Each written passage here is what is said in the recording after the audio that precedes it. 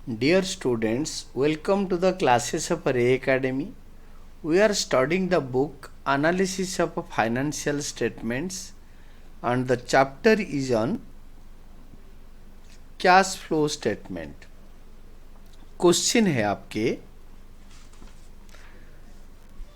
Following is the balance sheet of X Limited और balance sheet दे रखा है और इसके अंदर अच्छे खासे एडजस्टमेंट देर आर 1 2 3 4 5 एडजस्टमेंट्स दे रखा है और लास्ट में दे रखा है prepare a cash flow statement for the year ended 31 March of the current year complying with S3 revised.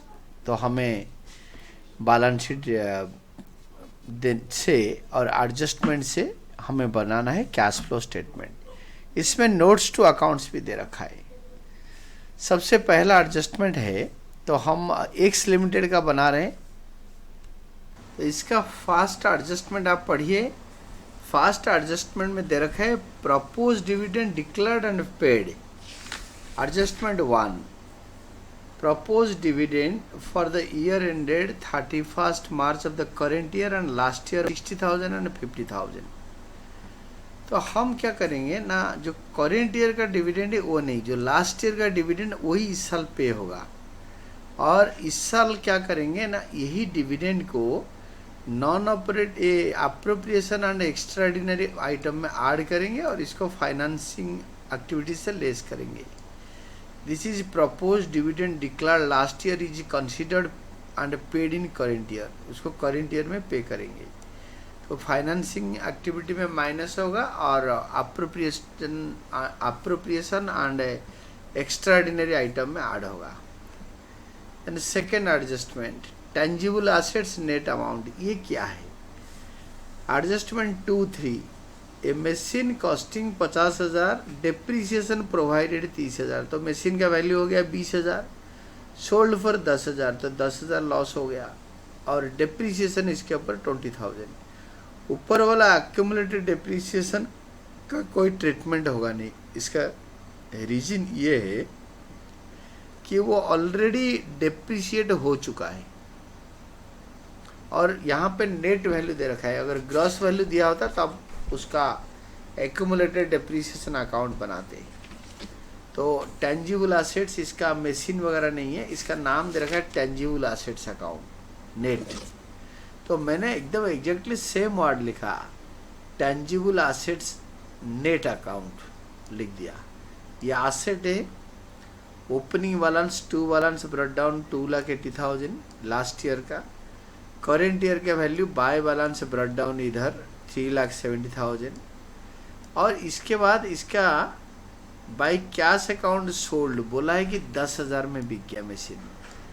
पूरा क्वेश्चन में क्लियर दे रखा है कि machine was sold for 10,000। Adjustment 2, इसके ऊपर एक्यूमुलेटेड डेप्रीसिएशन था 30,000, उसका कोई ट्रीटमेंट नहीं करेंगे। और मशीन कॉस्टिंग 40,000 से एक्यूमुलेटेड डेप्रीसिएशन 30,000 हो गया, तो 10,000 में वो बिका। तो डेप्रीसिएशन इस साल का 20,000, इसी साल का डेप्रीसिएशन लिखेंगे और यहाँ पे लॉस ऑन सेल भी लिखेंगे। तो bye statement of a profit and loss account, loss on sale of a fixed asset, यानी जो मशीन 50,000 का था उससे 30,000 डेप्रीसिएशन जाने के बाद बचा 20,000। 20,000 का मशीन बिका 10,000 में, तो लॉस हो गया बाकी 10,000। आपको समझ में आया होगा मुझे लग रहा है। और by depreciation third adjustment, current year का डेप्रीसिएशन है 20, ये देखो 20,000। अभी सारे पोस्टिंग हो गया, क्रेडिट साइड बढ़ा है, इसको टोटल करो। टोटल करके दिस इज कमिंग 4,10,000, उसको यहाँ उतारो 4,10,000, इससे 2,80,000 माइनस कितने का मशीन खरीदा यहाँ आ जाएगा। To cash account machinery purchased, sold इधर है ना, परचेज इधर आएगा। To cash account fixed assets purchased, that is the balancing figure is 1,30,000। तो अभी इस एडजस्टमेंट से हमारा इन्वेस्टिंग एक्टिविटी में पैसे मिला, बेचा हमने 10,000। इन्वेस्टिंग एक्टिविटी से पैसे गया माइनस 1,30,000। नॉन ऑपरेटिंग एक्सपेंसेस में लॉस 10,000 एवं डेप्रिसिएशन 10,000 एंड ये दोनों नॉन ऑपरेटिंग एक्सपेंसेस में आएगा। तो 1, 2, 3, 4 का एडजस्टमेंट होगा। थर्ड के फोर्थ प्रोविजन, सेकंड के बाद third provision for taxation account पढ़ो। Income tax paid 35,000, income tax pay कर दिया। तो प्रोविजन फॉर टैक्सेशन अकाउंट बनाओ और एडजस्टमेंट में नोट्स टू अकाउंट्स में थर्ड नोट देखो। ओपनिंग क्लोजिंग बैलेंस दे रखा है 40,000, 50,000। तो बाय बैलेंस ब्रेक डाउन यहाँ लिखो, opening balance 40,000, to balance carried down closing balance लिखो 50,000। और क्वेश्चन में लिखा है income tax paid 35,000, to cash account tax paid 35,000, to cash account tax paid 35,000, tax pay कर दिया। तो इसको टोटल करो 85,000, इसको क्रेडिट साइड में करो 85,000 आया। 40,000 माइनस करने के बाद we will be getting by statement of profit and loss tax provision made during the year और tax provided. This is balancing figure. ये हो गया बैलेंसिंग फिगर। ये अप्रोप्रिएशन में ऐड होगा, ये कैश जनरेटेड फ्रॉम ऑपरेशन से माइनस होगा। देन होता है आपके calculation of net profit before tax and appropriations. Net profit before tax and extraordinary items, that is appropriation. तो इसका 3 कॉलम बनाओ, पर्टिकुलर्स, डिटेल्स एंड अमाउंट, और इसमें दोनों में रुपीज का सिंबल। आपका क्वेश्चन में जो सरप्लस दे रखा है रिजर्व्स एंड सरप्लस, उसमें 3 आइटम दे रखा है। देखो मतलब नोट्स टू अकाउंट्स 2 में securities premium reserve, general reserve, surplus. तो सिक्योरिटी प्रीमियम रिजर्व में net profit after tax and extraordinary items, net profit after tax and extraordinary items में आप लिखोगे closing surplus. Balance in statement of profit and loss दे रखा है 48,000। Last year का जो है वो ओपनिंग है, जो करेंट ईयर क्या है ये क्लोजिंग है 48,000। इससे माइनस सरप्लस, ओपनिंग सरप्लस है, balance in statement of profit and loss 30,000, closing से ओपनिंग माइनस करो 18,000 आएगा। इससे 18,000 इधर आएगा और इसके साथ अप्रोप्रिएशन ऐड करोगे, add tax and extraordinary items. तो सबसे पहले जनरल रिजर्व, अब देखो करेंट ईयर का बैलेंस है 40,000, लास्ट ईयर का करेंट ईयर का 70,000, लास्ट ईयर का 40,000। तो करेंट ईयर से लास्ट ईयर माइनस करने में 30,000 बढ़ा है, तो 30,000 ऐड कर देंगे। नेक्स्ट होता है provision for taxation. Provision for taxation आपने जो प्रोविजन फॉर टैक्सेशन अकाउंट बनाए उसमें निकला है बाई स्टेटमेंट ऑफ प्रॉफिट, ये वाला बैलेंसिंग फिगर निकला था by statement of profit and loss. ये आपके अप्रोप्रिएशन है, टैक्स एंड एक्स्ट्राऑर्डिनरी आइटम 45,000। ये यहाँ से जो निकला था उसको यहाँ लिख देंगे। How we have got this, तो मैं ये वर्किंग नोट को उठा के ले आया आपको समझाने के लिए। तो this is how have got this, this is like this, this is provision for taxation account, provision account ये है। Then propose dividend declared in the current year. आप एडजस्टमेंट देखो, एडजस्टमेंट में आपके 1 में दे रखा है। तो जो डिविडेंड जो डिक्लेयर हुआ था करेंट ईयर में 60,000 था, बट इसी साल इसको बोलेंगे डिक्लेयर्ड एंड पेड। जिसी साल डिविडेंड पे करेंगे उसी साल का प्रॉफिट से काटेंगे, तो इसीलिए 50,000 इधर आएगा और फाइनेंसिंग में लेस होगा। Then the last item being interim dividend paid, interim dividend paid आपको एडजस्टमेंट का देखो, fourth adjustment interim dividend paid यहाँ पे ऐड होगा। और ये दोनों इन्वेस्ट फाइनेंस,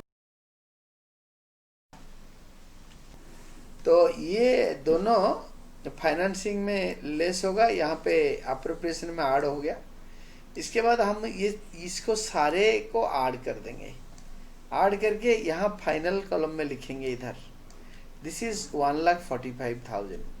तो 18 plus 1,45,000 is equal to this is 1,63,000। This is net profit before tax and extraordinary items. क्योंकि हमने tax and extraordinary item add कर दिया तो दिस बिकेम बिफोर, अदरवाइज ये आफ्टर था, after tax and extraordinary items था। तो इसलिए हमने ऐड करके बिफोर करा। देन हम लोग स्विच ऑफ कर स्विजन कर लेंगे उस तरफ, आपके मेन कैश फ्लो स्टेटमेंट की तरफ फेयर नोट लिखेंगे।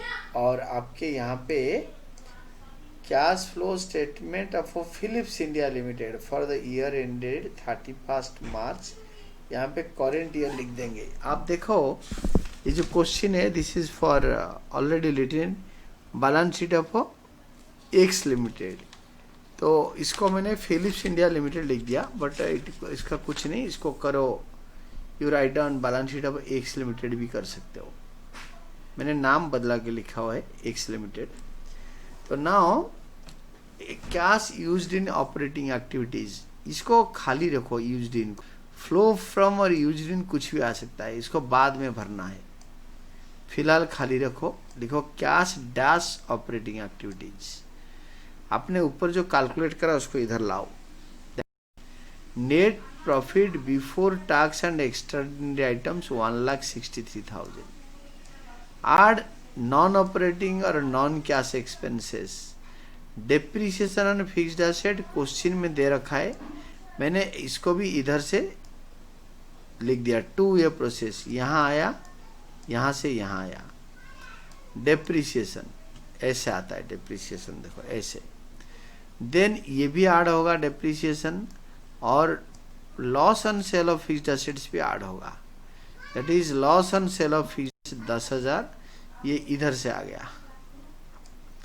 देन ये ऐड हो जाने के बाद फिर हम क्या करेंगे ना, गुडविल देखो डिक्रीज हो रहा है। इंटेंजिबल एसेट आप पढ़ो क्वेश्चन, इंटेंजिबल एसेट में आपके गुडविल के बारे में उन्होंने बताया एक्स लिमिटेड का। तो इन्होंने बोला कि गुडविल यहाँ पे इंटेंजिबल एसेट्स में मेन बैलेंस शीट के अंदर लिखा है 1,15,000 से 90,000 हो गया, तब 25,000 डिक्रीज हो गया, 25,000। इस सब को ऐड करके यहाँ पे लिखो, you will be getting net profit before working capital changes 2,12,000। इसके आड़ decrease in current assets, increase in current liability. Current asset current liability ढूंढो, आपको ट्रेड पेबल मिल गया, लायबिलिटी साइड ये आपके बढ़ रहा है। Increase in current asset liability इधर आएगा, increase in current liability this is trade payable. तो इसको ऐड करके इसके साथ दोनों को इस ये आएगा बैलेंस, या बैलेंस कुछ मत लिखो। फिर नेक्स्ट आएगा less increase in current decrease in current liability ढूंढो। स्टॉक इन्वेंट्री, इन्वेंट्री बढ़ रहा है, इंक्रीज इन इन्वेंट्री इधर आया। इन्वेंट्री बढ़ने से पैसे चला जाता है बाहर, हमने खरीद लिया होगा, तो इससे इसको माइनस करके इधर ही लिखना है, not in the final column.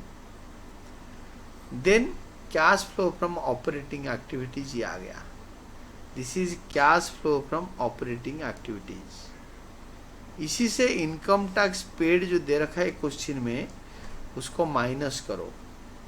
इसके अंदर दे रखा है आपके income tax paid, you can see this is the last item, fifth adjustment, income tax paid 50,000, less income tax paid 35,000। तो इसको माइनस करके इधर आएगा, this is cash flow from operating activities. तो ये कैश फ्लो हो रहा है, पैसा आ रहा है cash flow from operating activities, ये कैश यूज नहीं, इसको लिखो cash flow from operating activities plus. इसके बाद नेक्स्ट लाइन में जाओ, cash used in investing activities, इसके यूज्ड बाद में लिखना है, पहले इसको भरो। दिस इज मशीन सोल्ड 10,000, आया कैसे ना, इधर एडजस्टमेंट में लिखा है machine sold 10,000। Then machine purchased 1,30,000 आएगा माइनस फिक्स्ड एसेट परचेज्ड, इधर आ जाएगा इसके नीचे यहाँ। This is machine purchased 1,30,000 minus plus 1,30,000 minus, तो ये आएगा मशीन परचेज्ड में माइनस करने के बाद, ये देखो इधर मशीन परचेज ये बैलेंसिंग फिगर आया था, और मशीन सोल्ड ये वाला इधर आएगा, देखो इधर पैसा आया प्लस पैसा गया माइनस, तो फिर फाइनल में लिखो 1,20,000। This is net cash used in investing activities, पैसा गया, ये यूज्ड इन को इधर लिखो, यूज्ड इन पैसा गया। Then cash used in financing activity, इसको खाली रखते, तो इसका अंदर आया इक्विटी शेयर कैपिटल इशूड, आप देख सकते हो इक्विटी शेयर कैपिटल 1,00,000 बढ़ रहा है, तो इसको आप प्लस में लिखोगे, कोई दिक्कत नहीं है।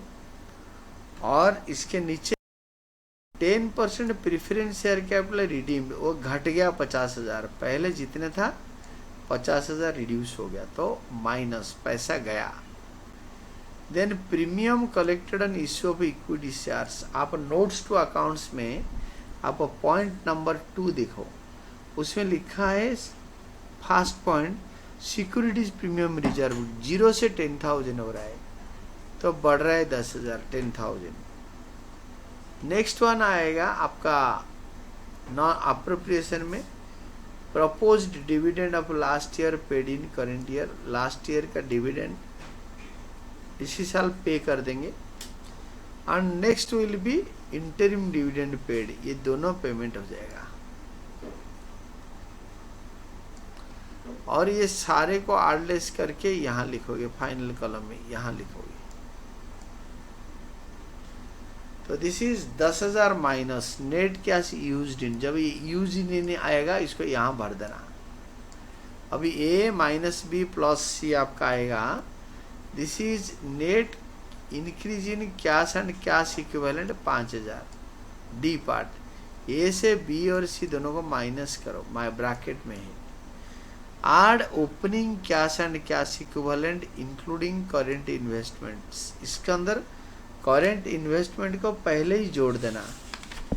तो आपका यहाँ देखो करेंट इन्वेस्टमेंट्स दे रखा है फर्स्ट ईयर का 81,000 plus 15,000, 81 plus 15 is equal to 96,000। और आएगा क्लोजिंग, यही closing cash and cash equivalent, यही दोनों क्वेश्चन, इसको जोड़ के लिखो 1,01,000। कैसे आया, तो आप इसको सर्च कर सकते हो। आपको देखने के टाइम पे ये इधर मिलेगा, आपके opening cash and cash equivalent है 91,000, इसको क्लोजिंग बोलते हैं, प्लस 10,000 ऊपर करेंट इन्वेस्टमेंट, सिंपली 91 प्लस 10 1,01,000, जो कि हमारा मैच कर रहा है और आंसर भी आ रहा है। And this is all about your answer, इसके अंदर सब कुछ है।